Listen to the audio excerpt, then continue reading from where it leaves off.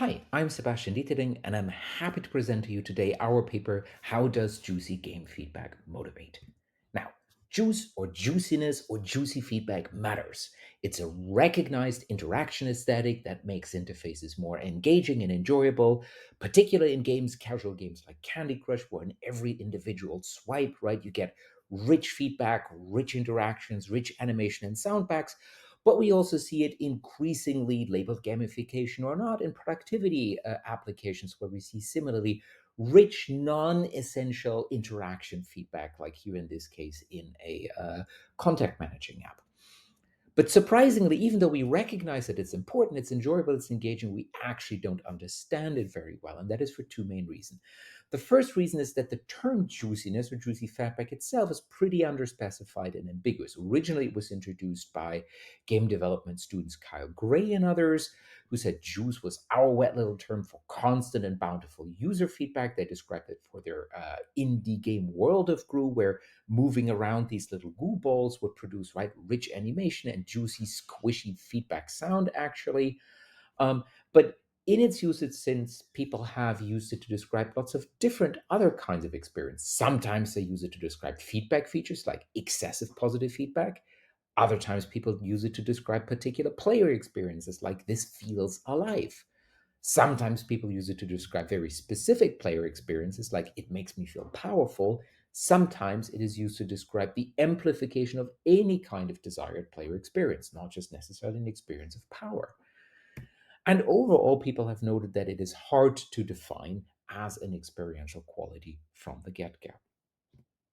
Now, secondly, if we then look into the empirical research, we find that the literature is very much in an effect searching mode.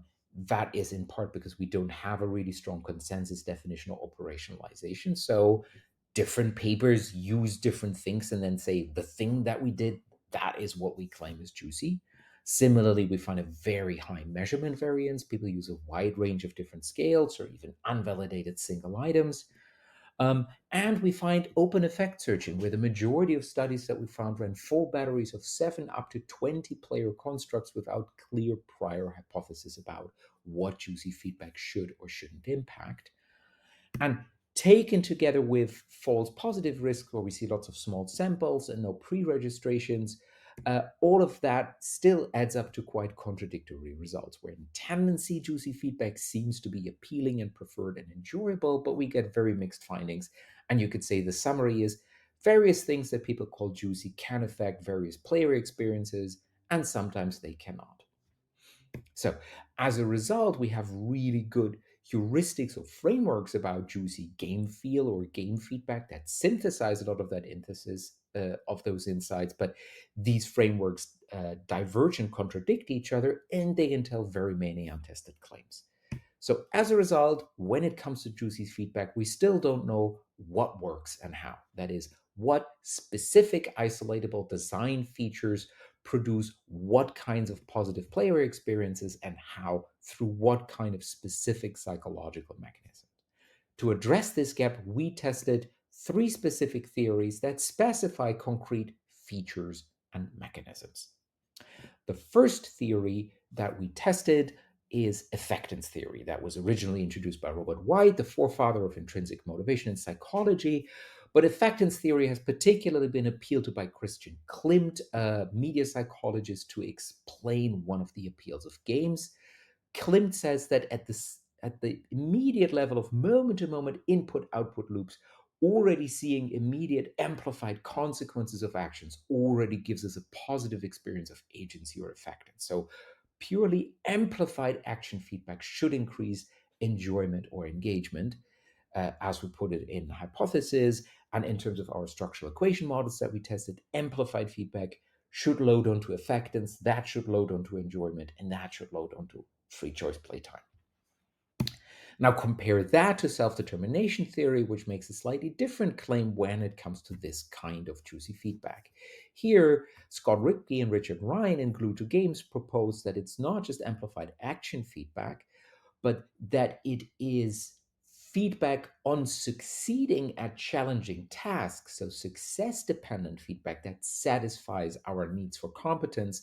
And that competence need satisfaction is what drives enjoyment, and it is what drives then free choice playtime. And they give Guitar Hero as an example for this kind of granular success and competence feedback. Thirdly, as I proposed in my own work on gamification, um, it may be that in games like Candy Crush, it's not just competence or effectiveness, but it's also curiosity that makes juicy feedback motivating.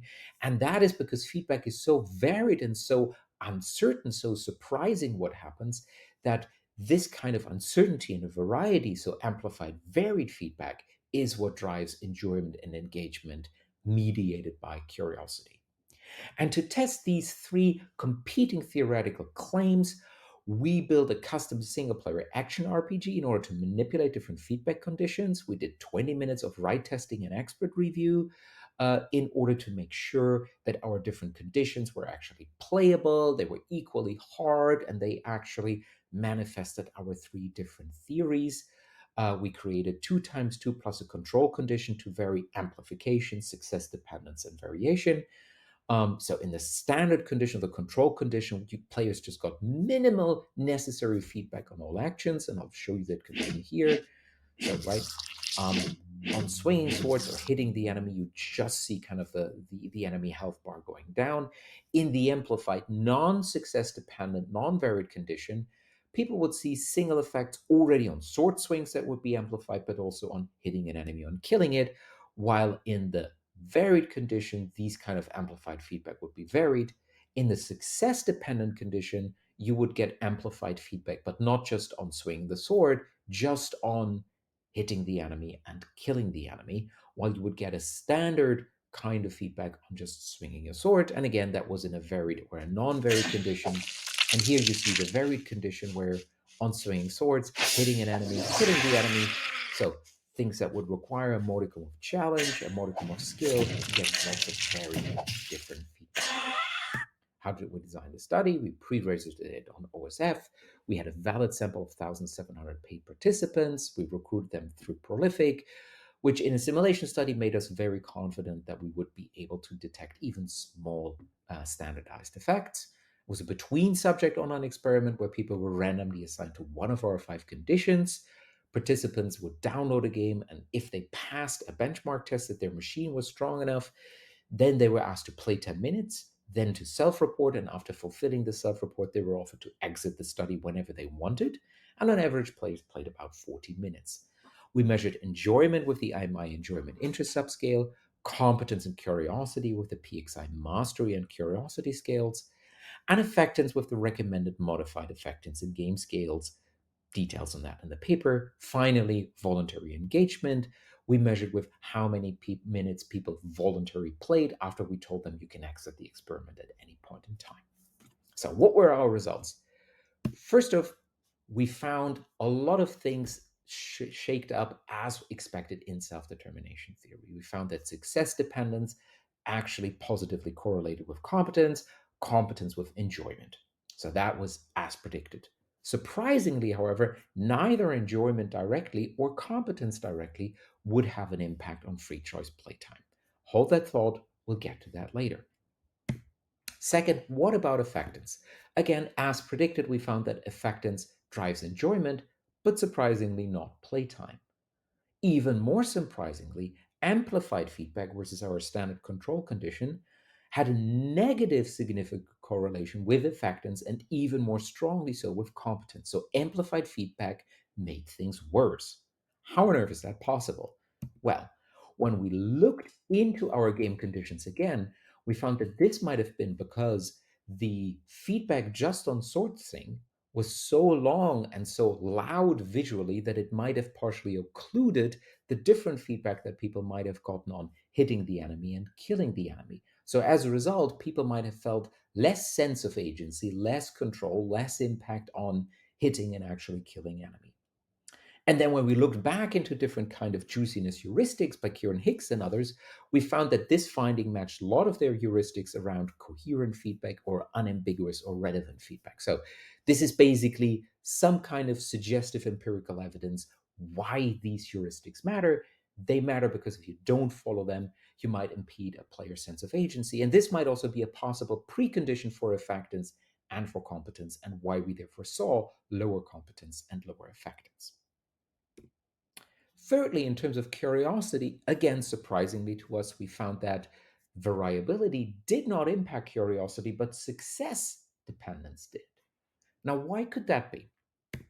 Well, here, if you look into previous works around what stokes curiosity in games, it is uncertainty. And in qualitative work by Kumari and colleagues, they suggested that one of those uncertainties is outcome uncertainty. What is the outcome of my action? What is the result? And it may be, if you then look into other literature around curiosity, that curiosity is stoked by reducible outcome uncertainty, by the ability to, over time, as a player, get better and better at reducing uncertainty, predicting the outcome that you expect, even though there is still some uncertainty. And if you have purely random variety in the outcomes that you observe the animation, that impedes this kind of learning process of slowly reducing uncertainty and getting better at predicting what happens next. Our final surprising result, particularly when it comes to curiosity, is that curiosity drives enjoyment very strongly, and it was the only and a very strong in playtime predictor.